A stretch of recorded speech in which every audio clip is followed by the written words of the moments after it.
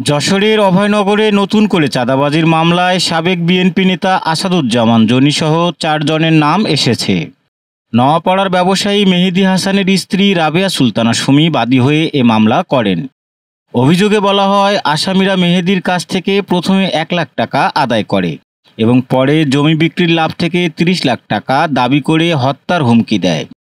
ভয়ভীতি দেখিয়ে ফাঁকা স্টাম্পে স্বাক্ষর নেওয়া হয়, এমনকি জোর করে চেকও আদায় করা হয়। এর আগে আরও এক ব্যবসায়ীর কাছে কোটি টাকার চাঁদা দাবির অভিযোগে জনি কারাগারে রয়েছেন। যশোর শহরের প্যারিস রোডে পুলিশের সঙ্গে দুর্ব্যবহারের ঘটনায় আলোচনায় এসেছে বৈষম্য বিরোধী ছাত্র আন্দোলনের সাবেক 2 নেতা।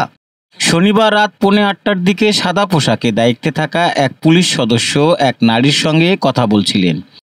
এ সময় তাসকিন আহমেদ রিয়াজ ও মাহিন হোসেন ফেসবুক লাইভে সেই দৃশ্য সম্প্রচার শুরু করেন। পুলিশ সদস্য আপত্তি জানালে তাদের সঙ্গে বাকবিতণ্ডা ঘটে এবং তারা খারাপ আচরণ করেন বলে অভিযোগ ওঠে। ঘটনাস্থলে আরও কয়েকজন যোগ দিলে পরিস্থিতি উত্তপ্ত হয়ে ওঠে। পরে ডিবি পুলিশ ঘটনাস্থলে গিয়ে ওই পুলিশ সদস্যকে উদ্ধার করে এবং 2 যুবককে আটক করে নিয়ে যায়। অতিরিক্ত পুলিশ সুপার আবুল বাশার জানান, আটক হওয়া যুবকরা দুঃখ প্রকাশ করেছেন এবং ভবিষ্যতে এমন আচরণ না করার অঙ্গীকার করেছেন। পরে মুচলেকা নিয়ে তাদের ছেড়ে দেওয়া হয়। যশোরে ফেসবুকে ভুয়া ভিডিও ছড়িয়ে বিভ্রান্তি তৈরির অভিযোগে আওয়ামী লীগ সমর্থক সাজ্জাদ হোসেন সাজুকে আটক করেছে ডিবি পুলিশ। শনিবার রাতে পুলেরহাট এলাকা থেকে তাকে আটক করা হয়। পুলিশ জানায়, সাজু নিজের ফেসবুক আইডিতে যশোরের ঘটনা বলে পুরনো একটি ভিডিও পোস্ট করেন, যার মাধ্যমে আইনশৃঙ্খলা বাহিনীকে বিতর্কিত করার চেষ্টা হয়। জিজ্ঞাসাবাদে তিনি অপরাধ স্বীকার করেন। জানা গেছে, গত বছর জেলা বিএনপি অফিসে ভাঙচুর ও অগ্নিসংযোগ মামলাতেও তার সংশ্লিষ্টতা রয়েছে। তাকে আদালতের মাধ্যমে কারাগারে পাঠানো হয়েছে। যশোর সদর উপজেলায় শুরু হয়েছে বিএনপির প্রাথমিক সদস্য সংগ্রহ ও পুরাতন সদস্য নবায়ন কর্মসূচি। সদর উপজেলার বাহাদুরপুর হাই স্কুল মাঠে রবিবার আনুষ্ঠানিকভাবে এ কার্যক্রমের উদ্বোধন করেন বিএনপির কেন্দ্রীয় ভাইস চেয়ারম্যান অধ্যাপক নার্গিস বেগম। এ সময় জেলা ও উপজেলা নেতৃবৃন্দ উপস্থিত ছিলেন। নতুন সদস্যদের হাতে সদস্যপত্র এবং পুরাতন সদস্যদের নবায়নপত্র তুলে দেওয়া হয়।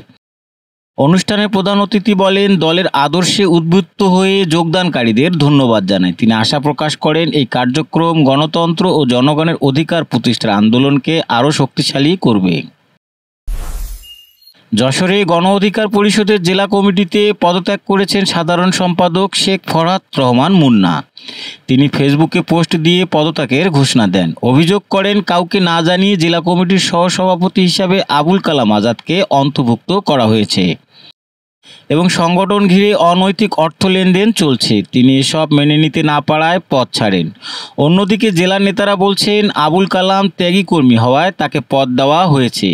তবে স্থানীয়ভাবে জানা গেছে, আবুল কালাম আগে আওয়ামী লীগের রাজনীতিতে সক্রিয় ছিলেন এবং এখন গণ অধিকার পরিষদের ব্যানারে আসন্ন নির্বাচনে প্রার্থী হওয়ার প্রচার চালাচ্ছেন। এতে নেতাকর্মীদের মধ্যে ক্ষোভ তৈরি হয়েছে। যশোরের কেশবপুরে বিএনপির নারী সমাবেশে নেতারা বলছেন, দেশে নতুন করে ফ্যাসিবাদ মাথাচাড়া দিয়ে উঠতে চাইছে। তারেক রহমানের ঘোষিত 31 দফা বাস্তবায়ন হলে নারীর অধিকার নিশ্চিত হবে। বিকেলে কেশবপুর সদর ইউনিয়ন বিএনপির আয়োজিত এ সমাবেশে প্রধান অতিথি ছিলেন বিএনপির জাতীয় নির্বাহী কমিটির সদস্য আবুল হোসেন আজাদ। দেশ বিদেশের খবর সবার আগে জানতে ভিজিট করুন raddennews.net।